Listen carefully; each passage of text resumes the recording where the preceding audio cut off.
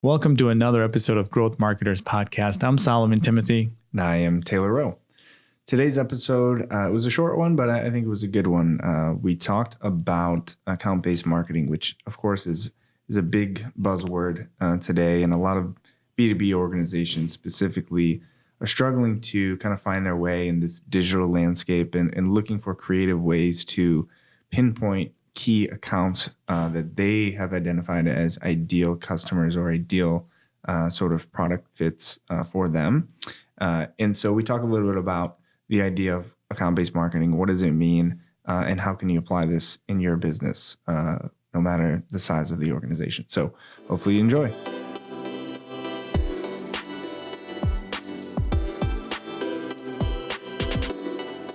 So Taylor, account-based marketing, right? It's one of those buzzwords that everybody's talking about. It's a really hot topic. Every conference you go to, there's, sessions and sessions about it. A huge software world around it. Right.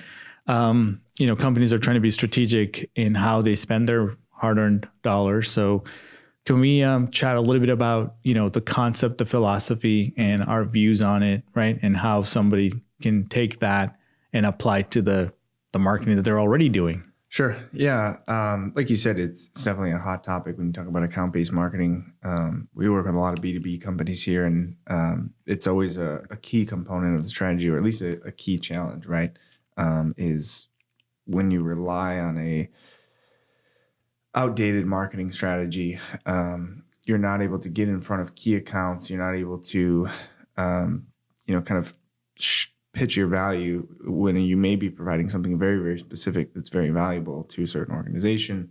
And so the idea of account-based marketing has kind of become more and more common. And there, like you said, there's a lot of technologies surrounding it. There's a lot of technologies that you can leverage to help with an account-based marketing approach, which is great. I mean, there's some great tools out there, but that's not a tool in any scenario, in my opinion, is not a solution to your problem. I mean, it may help, but it's not, you need to understand fundamentally what account-based marketing is. And like you said, to me, it's more of a philosophy of it's like inbound marketing. Exactly. It's not a tool. Exactly. Yeah. So to me, it's understanding who you're targeting to, who are those key accounts, who are those personas within those accounts, and what is going to be the most effective and efficient way to get in front of them, explain to them your value, and convert them into a lead, and ultimately nurture them into a customer.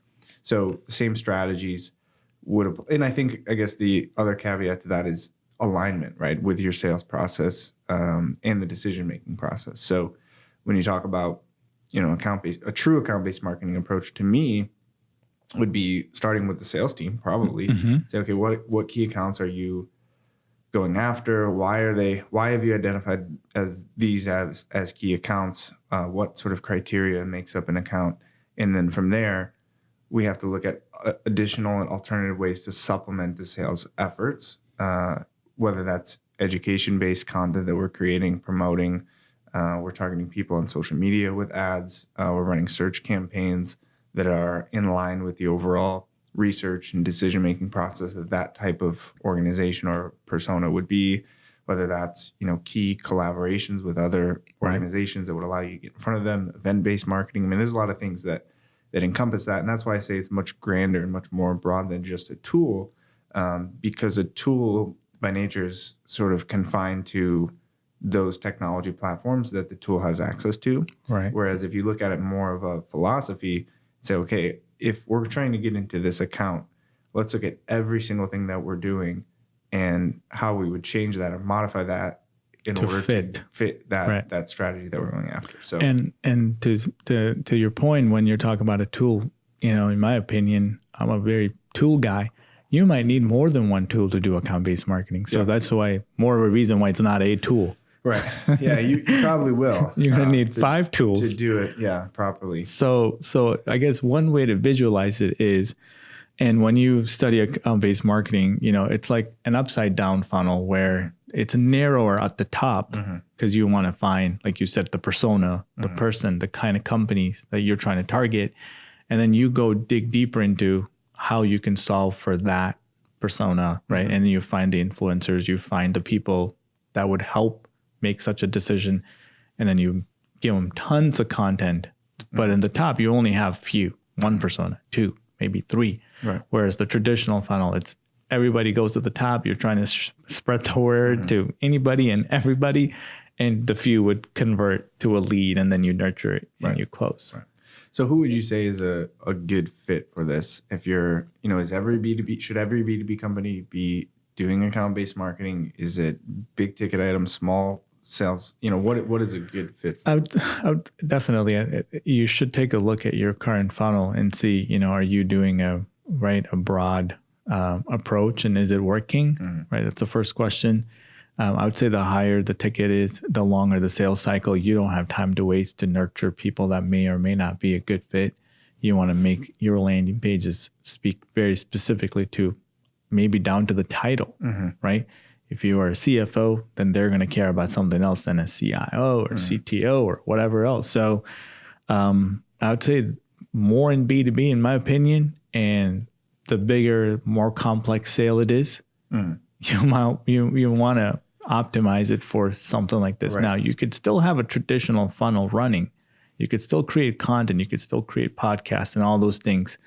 But part of your marketing has to be very targeted to one type of audience. Maybe you do something very specific. Yeah.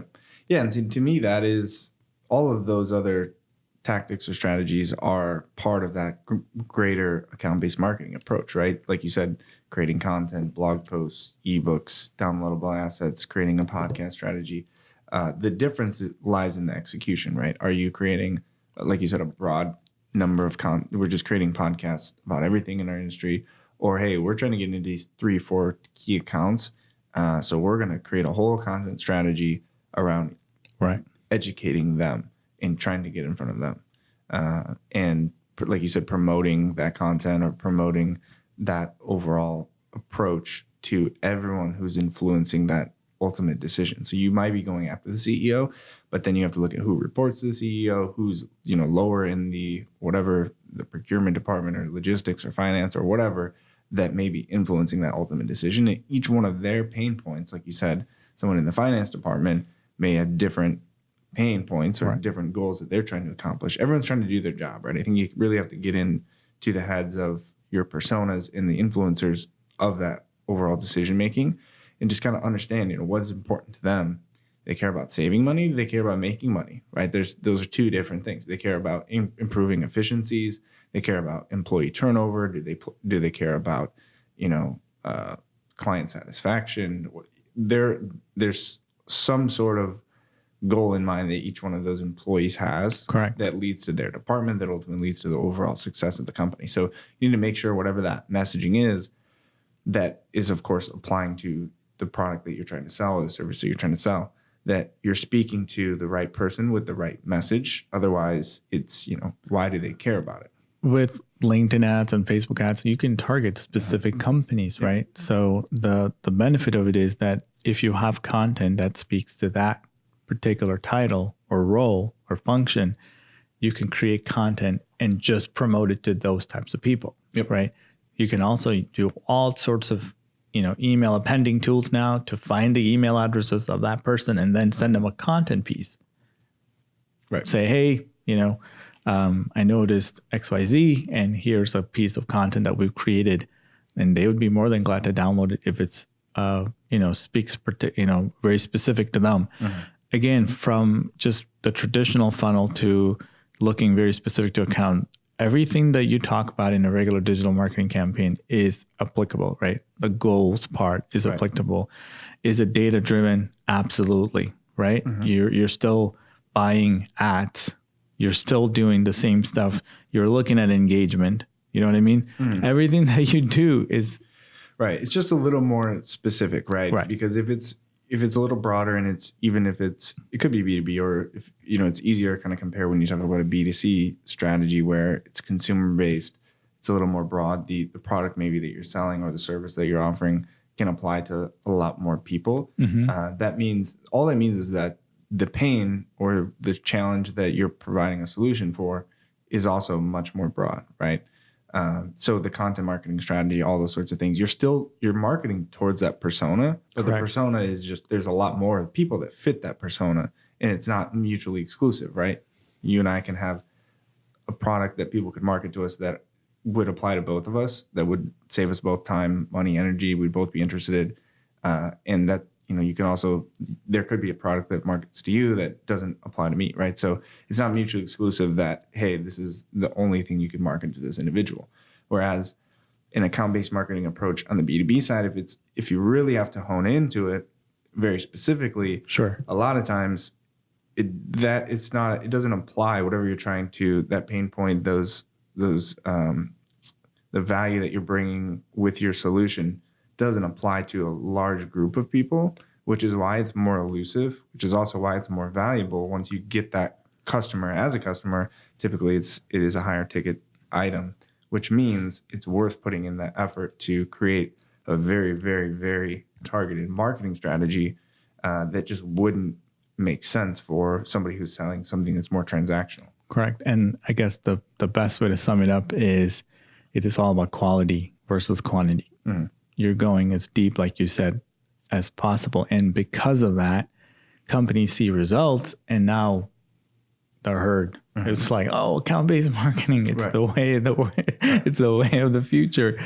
But if you put the same effort into everything you do, focus as much attention into that one persona or one, that one, even if you had to make an ebook for a company that is specific to that company, I think it's quality. Right. Yeah. And they will pay attention. Right.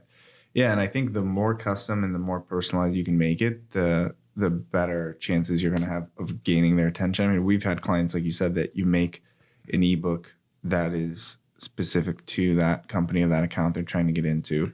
And you can repurpose this, by the way. I mean, if you're trying to get into 5 or 6 key accounts that are all very similar in terms of the criteria of why you're targeting them, like you said, it may be as easy as swapping out the logos and some of the wording, and you create one ebook that you can use 4 or 5 times, target to the key decision makers within that. Like you said, through email, through direct reaching out to them. Salespeople are calling them, sending them emails. Video prospecting.